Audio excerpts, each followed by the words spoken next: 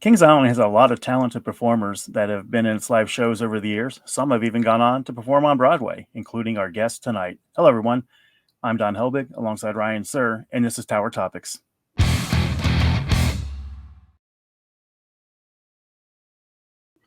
Tower Topics is a podcast by Kings Island fans for Kings Island fans because that's who we are and that's who we care about. All right.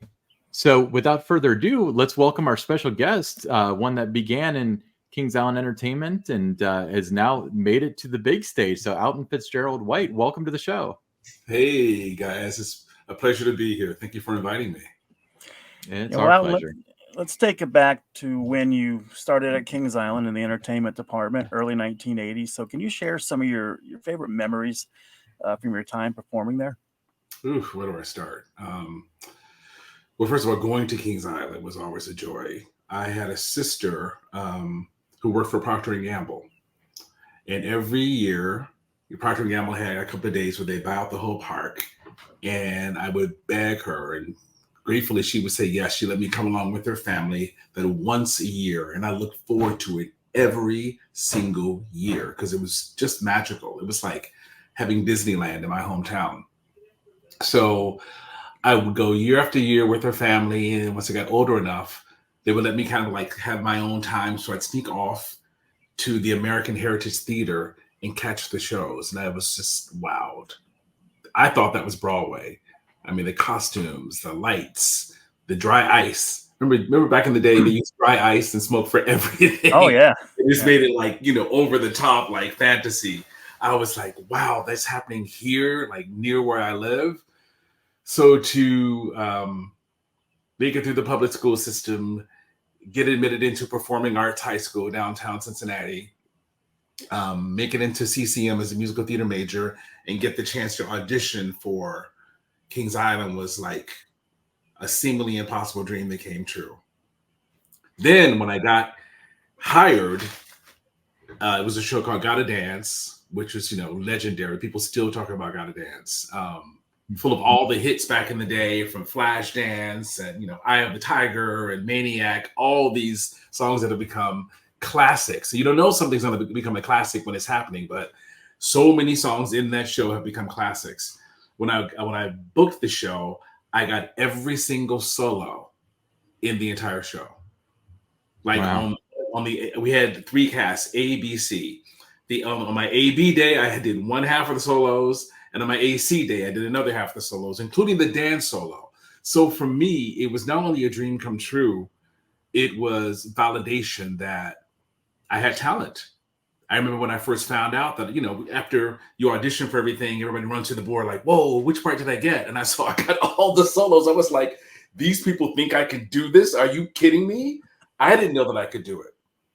But knowing that the folks at Kings Island, Gina and Ryan, uh, had that kind of faith in me helped me to believe it. So everything really started. I mean, performing arts played a big part of it, but with Kings Island being my first major job on that kind of scale was hugely validating and set the course of my whole life to up to this present moment. Yeah. So, let's rewind to your first audition with Kings Island. Can you talk about that experience? Yeah, I just remember it's interesting, being younger, how music plays a part in your life. You can hear a piece of music and it takes you back to where you were. It's the same thing with sense. There's a certain, as soon as you asked me the question, I started to smell what the audition felt like driving out to Kings Island with my friends, walking into, I guess, I don't remember where we auditioned, but there being a smell of like, wow, it was a smell of possibility. And making it through the audition, hoping, just doing my best and thinking, wow, if I booked this would just be like, I can't even imagine booking it. It just seems so far beyond a dream, but just giving it my best and getting that phone call, hearing from other friends, hey, I got the phone call. And then getting the call myself and going, wow, I got in. So I don't remember much about the actual audition. It's kind of a blur because it still feels like sort of a fantasy.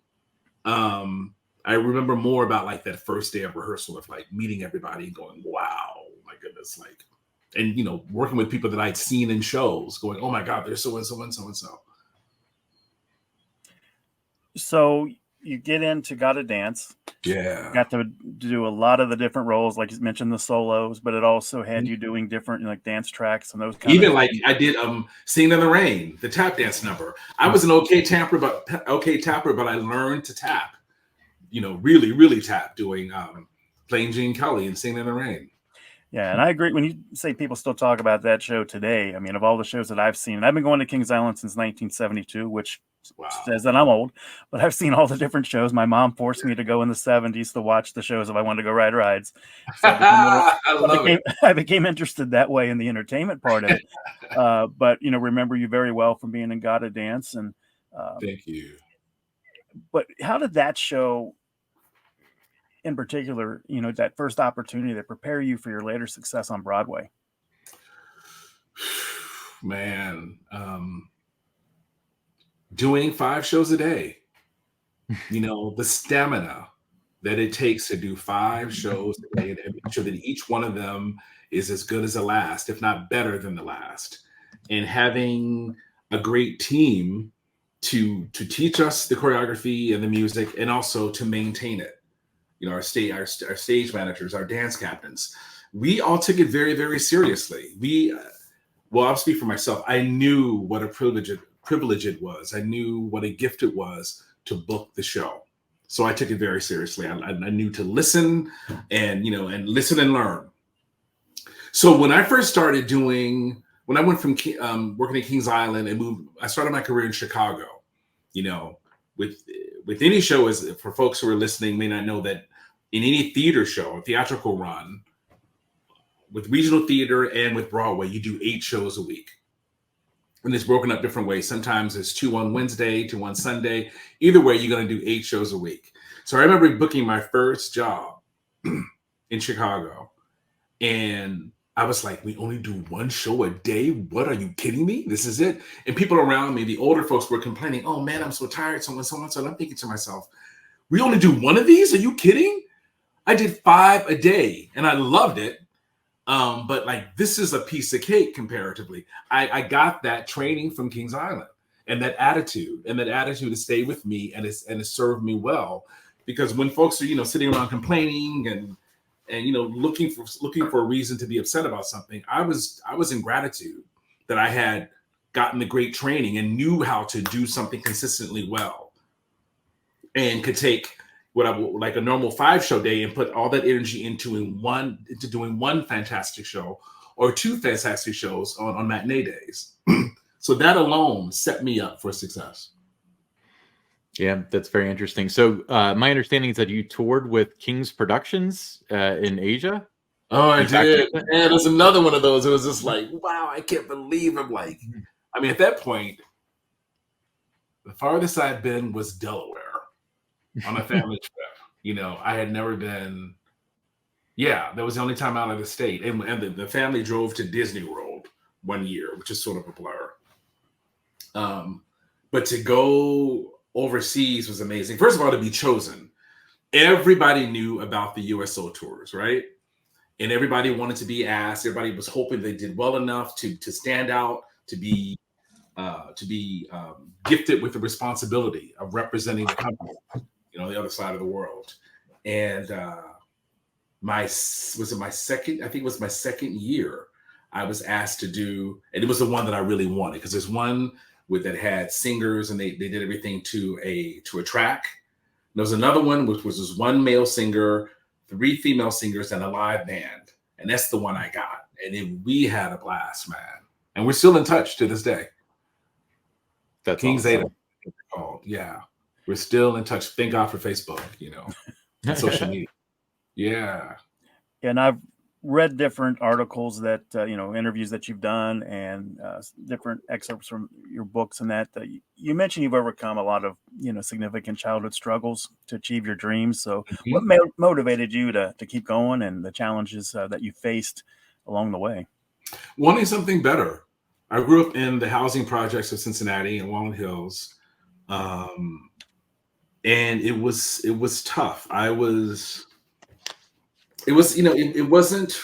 was nowhere near like what it is now. I mean, what kids have to go through now, but then it was a lot of peer pressure.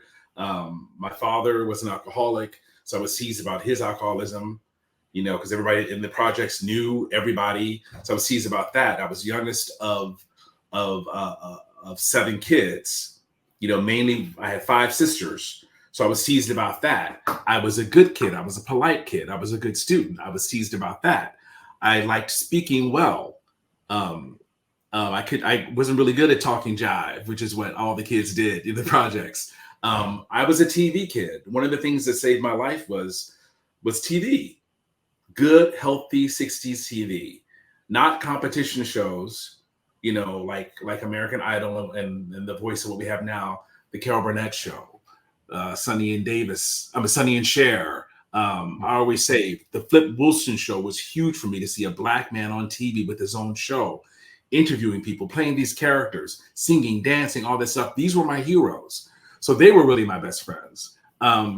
Looking at them and seeing their lives and seeing them sitting on the couch being interviewed and speaking so well after performing, that's what I wanted to be. And it was tough feeling isolated as a kid, but thank God for the healthy TV. So performing started with the fantasy of me, going to the storage closet, the only place I had to myself in the projects, pretending and putting on these huge concerts, pretending I'm Michael Jackson or one of the Four Tops or one of the Spinners or something like that, and doing these huge concerts in silence, but pretending there was a huge crowd out there. So it started with fantasy. It started with allowing myself to dream. And I think dreams are a gateway to our destiny. It's a gateway to the possibilities that maybe want to find us as well. So it started with dreaming. My sister, the whole Kings Island connection, seeing the shows and imagining myself up there, going, wow. Yeah, I was a painfully shy kid, which was another big obstacle for me. But in my fantasies, I had all the courage in the world to get up there and have the mic with the dry ice and the girls dancing behind me and do my thing. And the real trick became allowing that fantasy to become real, taking those steps, dreaming that it might be possible in spite of my shyness. And I always say, I believe in build it and they will come. I joined the church choir because you didn't have to audition. And I finally got to sing with other people. And the choir director said, you got to do a solo. That was one of the stipulations in one of the rules in being in the choir. And she was patient with me and coached me. And the day came and I got through it. And I got great validation about my singing voice, even though I didn't know what I sounded like. I just knew that I liked the sensation of singing. And I kind of took it from there of like, wow, it seems to make people happy. I enjoy doing it. I need to work on the fear. I need to work on letting the energy flow through me, letting this gift flow through me and letting it override my fear, which is what I eventually did. And Kings Island, that being like the biggest stage I'd ever been on at that point, was huge for me. And again, I got to go back. It started with, when you're doing your thing, you don't really know what you're doing. You're just, especially when you're young, you're doing your best. And we do need people outside of us to tell us, you're doing great. You're not doing so great. You need to work on this. You need to work on that. And being hired by Kings Island and being given the responsibility of all those roles was huge to go, whoa, I got some things going on that I can't even see or feel. So I did rely on outside validation. Now, as I matured, then it became, okay, I can't be at the mercy of other people's opinions. After a while, I built my confidence and started going, okay, now I've got this. I know that it's not going to disappear, especially once I started to really train. I've got training underneath me, so I know that it's not going to just vanish. And I can start to pick and choose and be more specific about where I want to go and the kind of career I want to have. I know that was like a 50-minute answer to your question. No, great answer.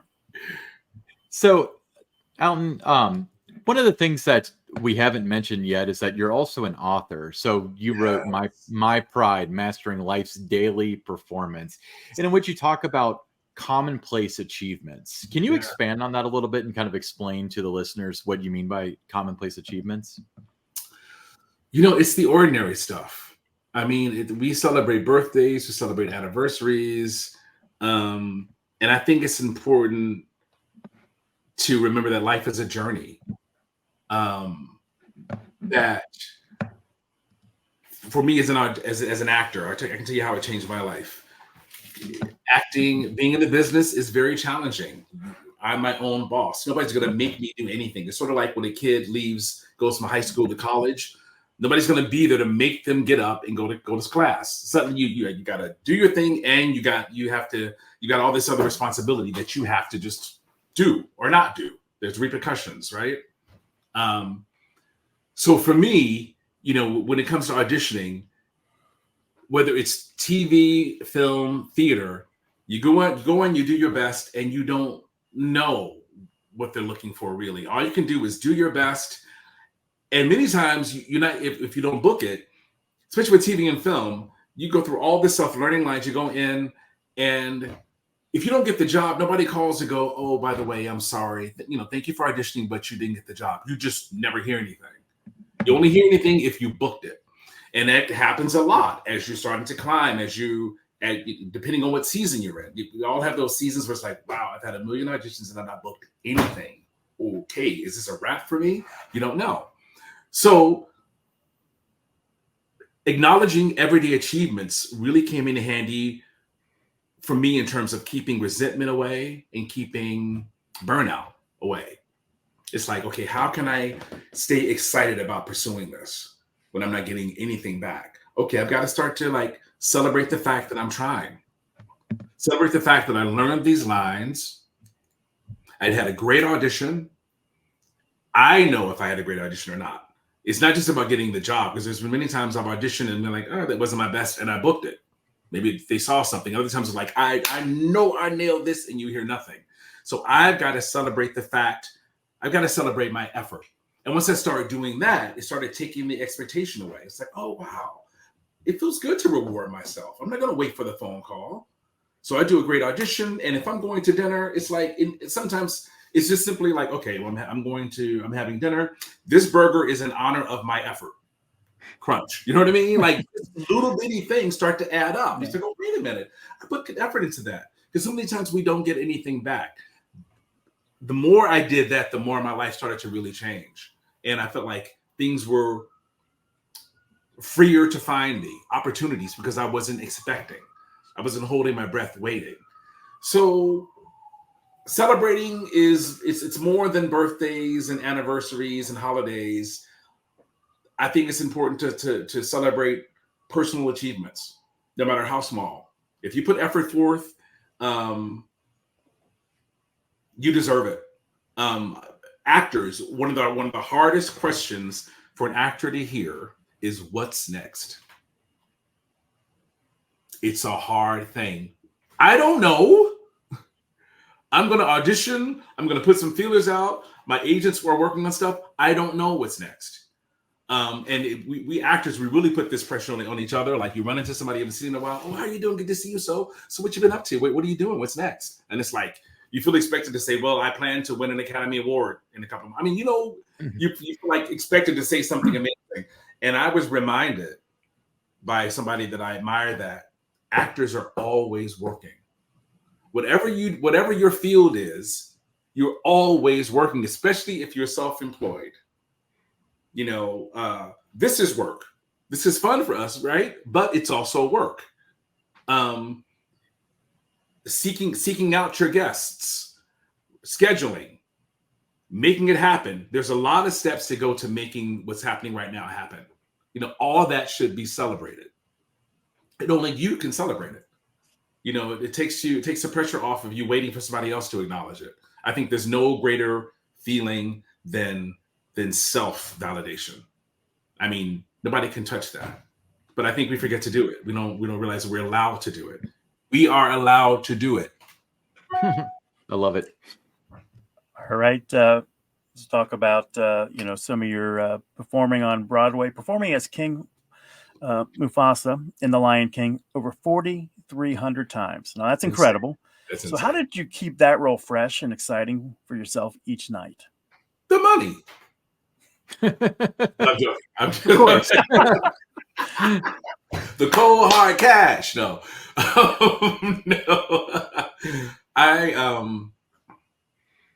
A lot of it, I'm not just saying this because I'm being interviewed by you guys, but my training at Kings Island was like, okay, every show I've signed the contract. This is my job, and I've got to do the very best I can, not only for the audience, but also to make myself proud of myself. Because I could slide through and come up with the stock Mufasa and still get my paycheck and still get the applause. It's like, no, it's not about that. This is what I do. This is not a hobby. So I took it very seriously, which meant, setting boundaries for myself, knowing I'm going to be doing 8 shows a week and knowing that I'm going to have a weekend. There's sometimes our schedule was, 1 Friday, 2 Saturday, 2 Sunday. There's no room to do anything but eat and sleep the entire weekend. While all my friends are out having fun and at picnics and parties and out Saturday night, I'm preparing for the next show.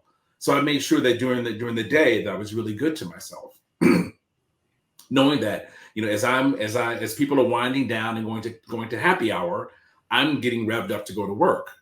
I had to keep from being resentful. I had to make sure that I had things in place to make me happy. And for the one day off that I had a week, that was everything to me. I made sure that I just made sure I was really, really good to myself to counter all the hard work I was doing. And next thing I know, 12 and a half years had passed, and I didn't realize that Disney came to me and said, you're kind of like in record-breaking material. I was like, really? It's like, yeah, like I don't think only you, Brenner's the only person who's done like, anywhere near this many shows, The King and I. And I was like, okay. And they tallied it up and we came up with a number. And it's interesting because as soon as they got the number and they were like, you should acknowledge it in some way. So I decided, okay, I'm going to acknowledge it. Disney wound up making a whole big deal of it. And 2 months later is when I gave my notice. It was 2 months later after celebrating the 4,000th performance. And I was like, it's time to go. Because it suddenly occurred to me all the things I'd sacrificed. All the living. The birthdays, weddings, vacations. I mean, I was hesitant to take a vacation. I loved my job. And because I set it up so that during the day, my days were like a vacation, I never felt like I needed one because I had created such a nice balance. But then it became about like, okay, yeah, I mean, I feel like I need one, but it's important for my mental health to take a break just because. So one of the biggest gifts about doing a long run like that was like the different things I learned about myself along the way to help me maintain it, that also helped me that helped me prepare for my life after The Lion King. You talk about the 12 years, and when you're immersed in something like that and you love what you're doing, I mean, those 12 years fly by in a second, don't they? Mm-hmm. Yeah. Also, I will say that it wasn't consecutive. It was cool because I had breaks. Like I opened the national tour of Lion King, and then I went into the Broadway company and replaced the original, the late great Sam Wright. Then I left to do Mr. and the Color Purple opposite Fantasia on Broadway. So I got to play play a human being, for the first time in a long time. And then they invited me to open the Vegas company because the show had never played Vegas, and had a great time in Vegas. Then came back to the Broadway company. So I had different companies to work with, and I had a chance to mature in the role over 12 and a half years, which was really a gift. So it wasn't just like the same show. It's like each time I left and came back, I was able to bring something different to it. A different kind of stillness, a different kind of confidence, a different kind of knowing that only maturity can really give you. Yeah, interesting. So as somebody who's like a closeted musical theater fan who can't sing or dance or even try, That's both of us. You can always try, Ryan. Well, okay.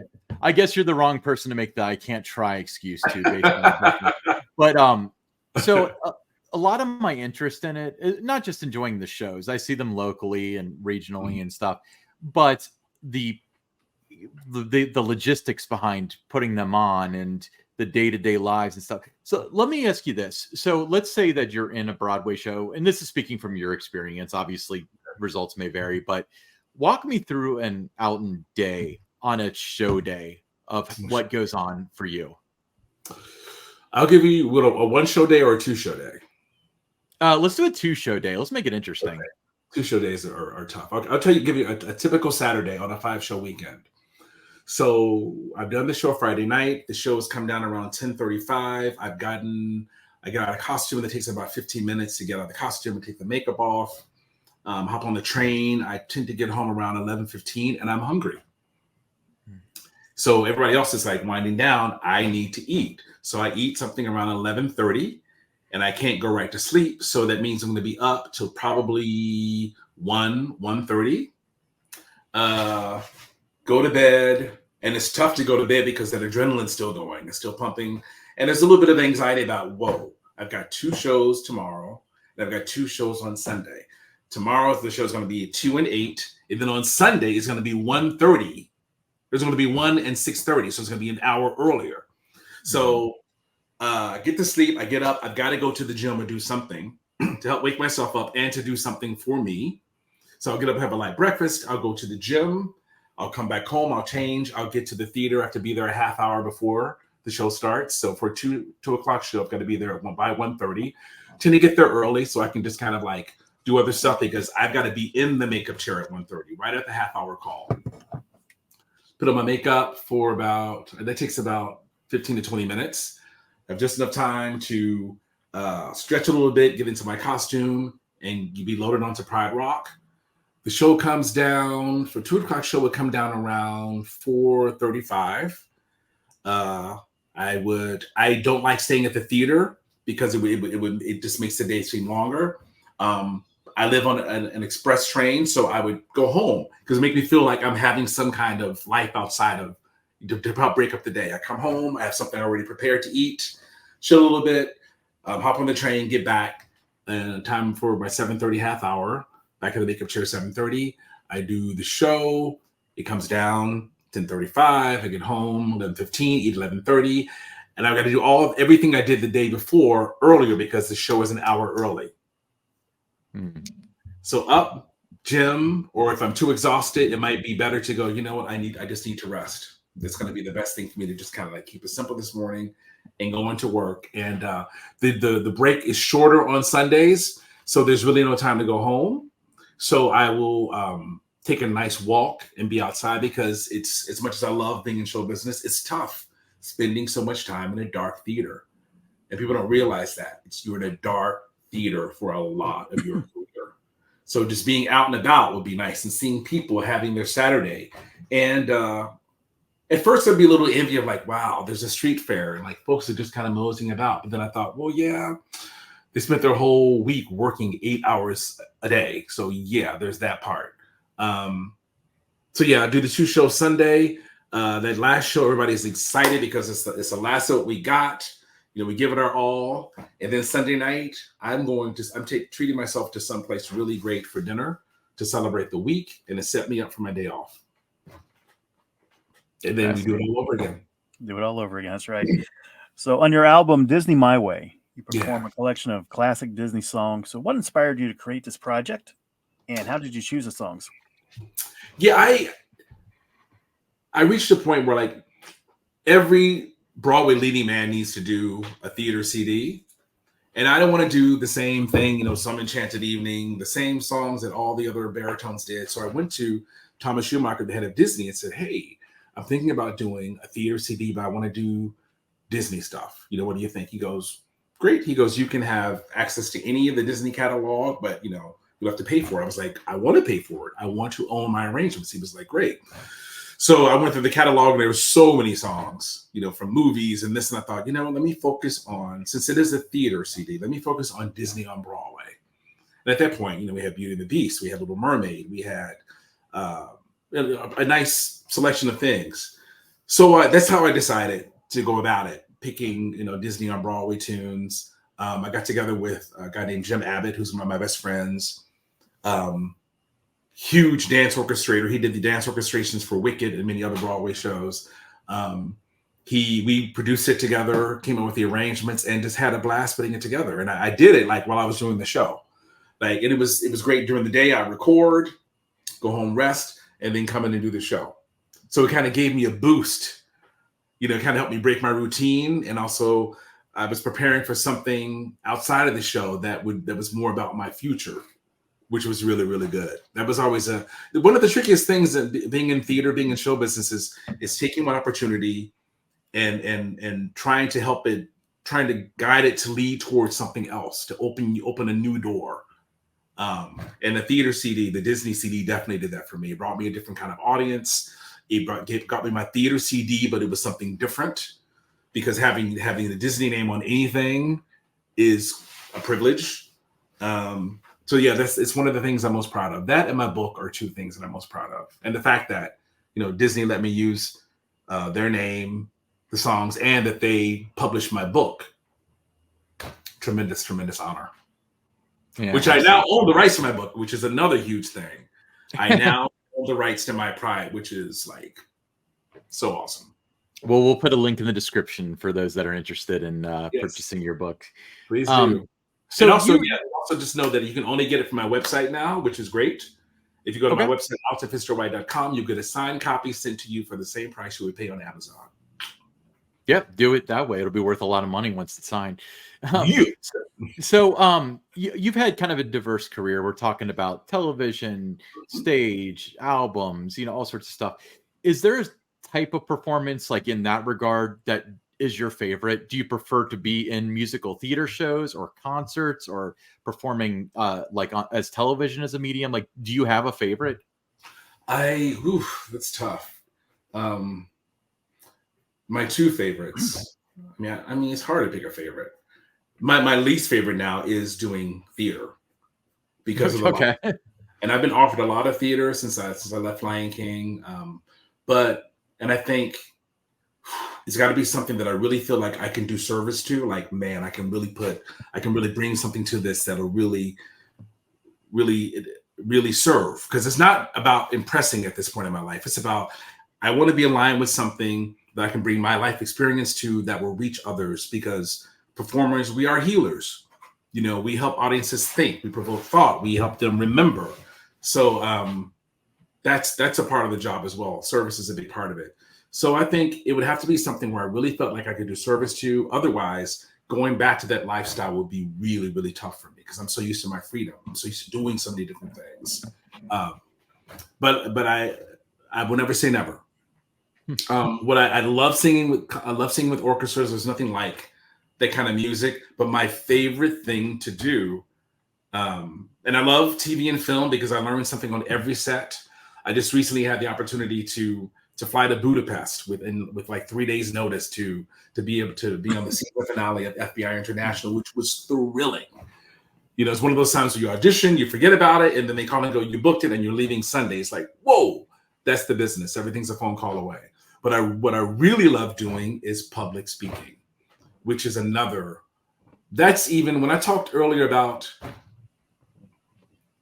my shyness and me never imagining having the courage to sing in front of anybody. I mean, I really just never thought it would ever happen. I was that afraid of it. It was double that with talking, because I was a kid who stuttered. I wasn't teased about my stuttering, but I was teased about the way I talked because I spoke well, which was not cool in the projects. So the thought of like standing in front of a crowd of people as myself, not as Mufasa, not as Cold House and Ragtime, but as Alton, I never thought I'd be able to do. It has become the most powerful thing that I've ever done, because it's not about me. It's about our human connection. I say a prayer before I go out on stage and go, thy will be done.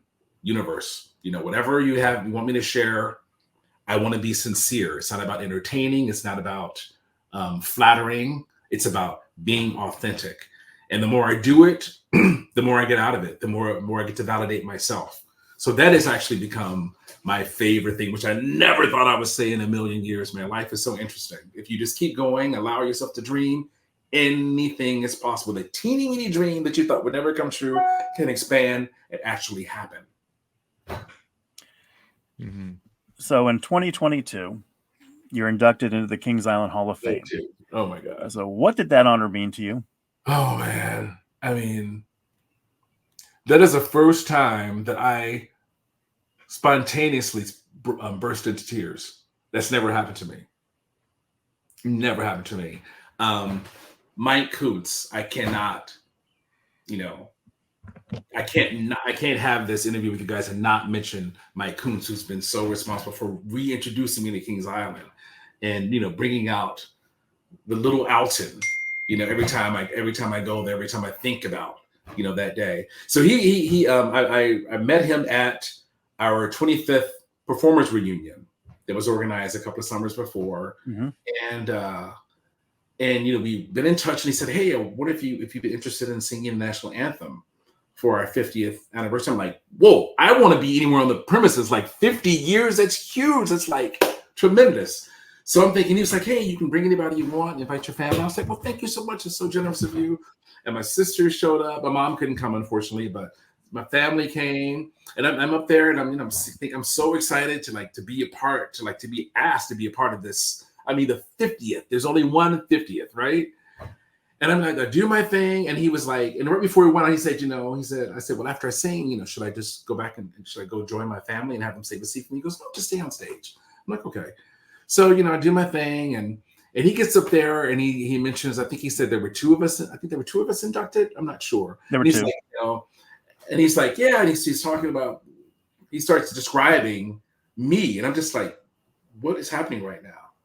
And once I realized it was me, it was just like all these memories flooded me of seeing the Kings Island commercials, seeing the Brady Bunch, episode with them at Kings Island, going, "Oh wow," and waiting for the summer, to ask my sister, is there room for me this year? Can I come this year? Is it still okay? Just looking forward to it the whole year, and performing on the stage, and how much it's meant to me, and how it's shaped my life as a person, as an artist. And then it's going to be like, I don't know, just to have it validated in that way it was like I felt all these things in a second, and I just burst into tears of gratitude of like, wow. And to have my family there witness it, I just kept looking at them like, I shaking my head like, I can't believe this, and they're crying too. I'm just like, because in the business, another thing I got to tell you about Kings Island and performing is, for those who are not in the business, it's really hard to explain what we do. People, it took a long time for my family to really understand. They still don't fully understand, that this isn't a hobby, how hard we work. Me being the youngest of 7 and the only one who had any kind of talent that I know of in the family, it was completely foreign to them. My greatest gift is that, they didn't understand it, so they didn't stop me. They saw that I was happy. My mother just said, "You seem to be enjoying it. If your grades slip even a little bit, it's a wrap." So I had that. Okay, I had that, which is another great thing that helped me, like to be talented, but also I've got to still be smart. So booking Kings Island was huge for me, but it was also huge for them because they saw, wow, we don't understand it, but look what he's doing. He's at Kings Island performing. And when they saw the show, whoa, he's the lead, he's singing solos. It helped to explain. It helped them seeing it helped explain it in ways that I couldn't put into words. You know what I mean? Oh yeah. Yeah. So there's that. And then to have them there and to be inducted was just like, it was like a bomb went off, dude. It was just like, it was like an explosion. Yeah. Well, I can't think of any more words to describe it. It's just, it's funny, that day, which was the day that Kings Island celebrated its 50th birthday. Obviously, all three of us were there, but it was such a like emotionally, it was a huge roller coaster, and I pun absolutely intended. But Kings Island's very special to all three of us for various reasons, very different reasons. But your singing of the national anthem, by the way, was like, you talk about a tearjerker, and then they come induct you into the Hall of Fame, and it was like, I didn't know you, but I felt for you. I could see like how much this meant to you and stuff. So that was a really cool moment that you were able to share with complete strangers like me. Thank you, man. Thank you. It was. I'll never forget it. I mean, I may win a Tony someday. I may win an Oscar. You never know. But like, nothing will ever mean more to me than that. than that acknowledgement, because that's where it started for me. That was the first real, seemingly impossible dream actually became a reality in my hometown. Nothing will ever top that. Incredible. Thank you, Mike Kuntz. Thank you, dude. Thanks, Mike. Mike, you made a good call for this one. Yeah, he's awesome. Yeah, he's a good guy.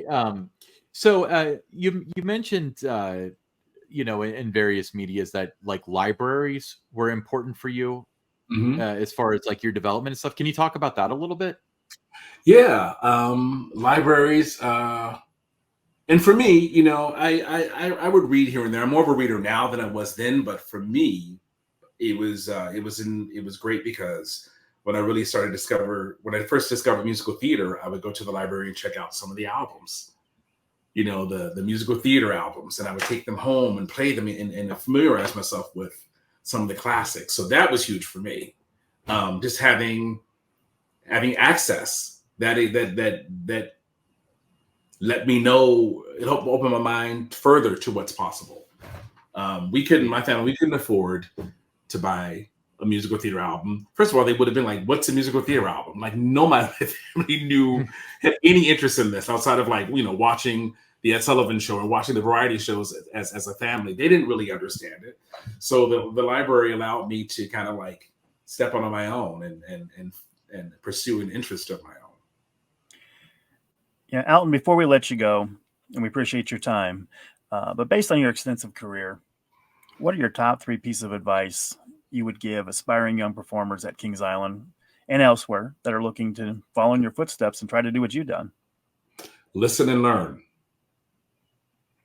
Don't pretend that you know what you don't know. Educate yourself. It's something you will need to do for the rest of your life, the rest of your career. As soon as you think, oh, I've got this, that's when you lose it. Stay open. Stay humble. Gratitude is very, very important. The world doesn't owe you anything. Nothing is free. Even favors need to be paid back. If you do me a favor, if you do me a favor 10 years from now, you can go, hey, remember the favor I did you? Nothing is free. And don't stop until you get what you want. Anything is possible. And you may start off wanting one thing and it may lead you in another direction, but you can change your mind. But don't stop. Don't stop till you get what you want. It's all possible. I'm living proof. There were times when I would sit in the projects going, how am I going to get out of here? Let alone how am I going to get to another city? And here I am living in New York City in a brownstone that I own. Anything is possible, step by step by step. Yeah, if you're passionate about it, you can make it happen. Mm-hmm. And I got to add one more thing. When I say passion is important because what may look difficult to someone else, if it's your passion, is simply what you have to do to get where you want to go. People go, how do you deal with the business and the rejection, so and so? It's my passion. I find a way. I'm in touch with other things that I can't even explain to you. So that's the gift of being passionate about something. So if you're passionate about it, there's room for it. Yeah, I love it. Well, Alton, thank you so much for being on the show. Like I said, link to your book will be in the description. And then you said if they purchase it from your website, it's the same price as Amazon. However, it will be signed by the man himself. You don't hire a secretary to sign it or anything. No, it's me. It's all me. You. It's all me. Awesome. Cool. Thank you guys. Really appreciate it. And you got to come back again and we'll talk more about some theater and technical and things of that regard. But it's really an honor that you're willing to come on the show. Thank you so much. My pleasure, guys. Have a good evening. See you folks. Too. All right. So a special thanks goes out to Alton Fitzgerald White for being on the show. We really appreciated. Very interesting conversation. But let's move on to the listener questions. The first one is from Magoo. And this question is directly for you from Magoo, Don. Red racer or blue racer? What's your preference? I think you can answer the question too. Red or blue? What side do you prefer? So I'm going to flip it back on you. What side do you like better? Well, I'm wearing a red shirt and you're wearing a blue shirt right now. So I'm going to go with the red. I'll go with the blue. And but it's now everybody identifies one side as the red racer, one side as the blue racer. But when I was growing up with Kings Island and the racer, each side had a red and a blue. So I identified it as Racer North and Racer South. Racer North is now where the two blue trains are. Racer South, where the red trains are. Before they turned it around backwards, so from 1972 to the spring of 1982, my preference was what is now the red side, the south side. I liked that side better because I liked when it would do the turnaround and you're facing the park, and you would see, see the tower and everything coming in. So, and that was before they put all the different things back. You had Windseeker back there now, and you had, you have the building back there, which is now the home of a haunt attraction. That was all trees and everything back then, when I first started riding it. So for me, it was always the racer south side I preferred. Then they, turned it around backwards. I still did a lot of backwards rides those first few years, but, I have over 12,000 rides on it, 12,105 to be exact. And more than half of the rides have come on what is now the blue side. Yeah, I'd say about 70%, 75% have come on that side. Well, now that they're both retracked, I'm cool with either one, to be honest with you. But yeah, the views are certainly different, but I guess it doesn't matter all that much. But all right, next question's from Lisa A. She says, my husband and I love what you guys are doing with Tower Topics. What was your inspiration behind starting the podcast? Well, I think for Ryan and I, we had started the Attractions Group podcast. We had talked about, one day doing something that was Kings Island related. We had to wait until I left Kings Island to be able to do that for obvious reasons.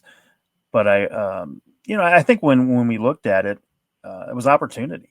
There wasn't anyone, doing a podcast just about Kings Island. There's a lot of Kings Island fans out there. And, we felt, with the knowledge that Ryan has about Kings Island from the guest side, I had, the experience both ways as a guest for many years, 26 years as a pass holder before, coming back to that side again this year, worked there for 17 seasons. So there was a lot of different perspective that we could give our audience. But we felt that there was a need for someone, that could be the voice of the guest, a podcast, by Kings Island fans, for Kings Island fans. So that was kind of the inspiration to just kind of that opportunity that was there to kind of fill that need that was out there for, people who wanted to consume more information, couldn't get enough of Kings Island.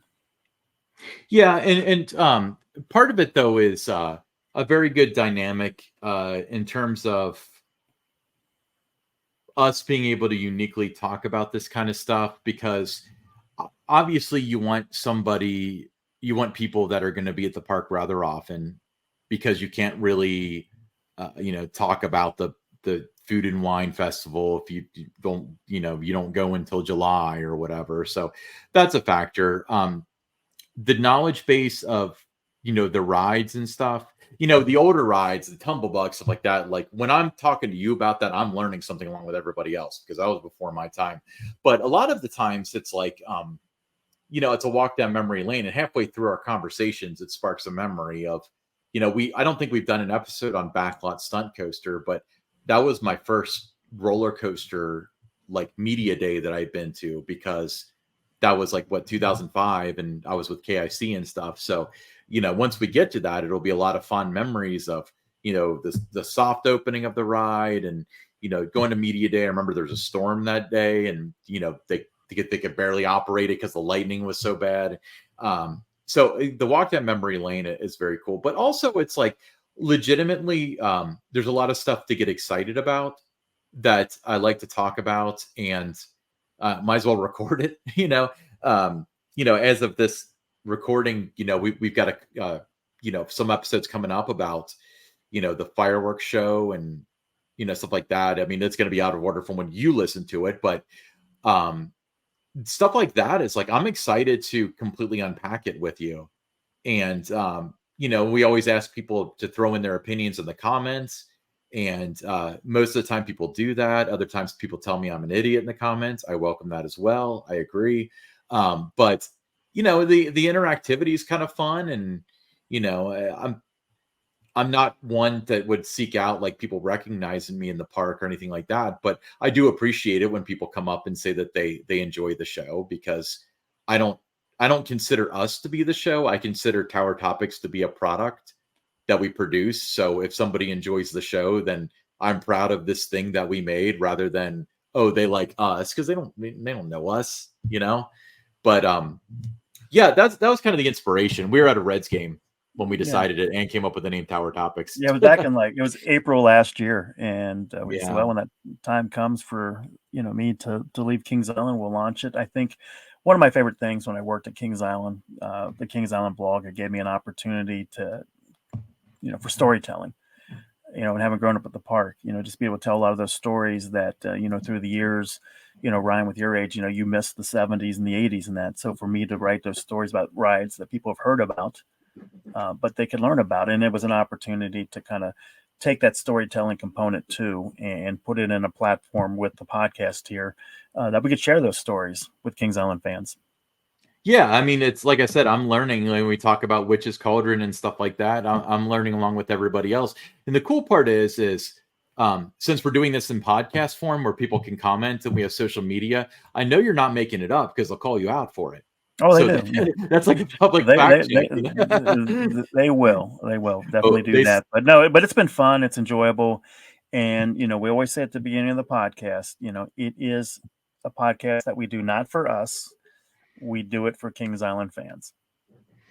Yeah. And just to touch on a thing, contrasting it from the blog, regardless of the fact that you're walking down memory lane, you're talking about new stuff. And I'm sure that was exciting, but we have the flexibility now where we can be like, at the Food and Wine Festival, the food was good, but the wine left something to be desired. We can be more objective. We can talk for real, and I'm sure that there are people out there that would see like any negative thing possible as being like, they tore it up and stuff, but we're not going to stop being objective with this stuff and sharing our opinions and so on. So yeah, that's we totally did not answer the question. They asked what the inspiration was. Well, I mean, I think the opportunity to do some storytelling and just kind of share, what Ryan and I have experienced over the years at Kings Island with you, the Kings Island fans.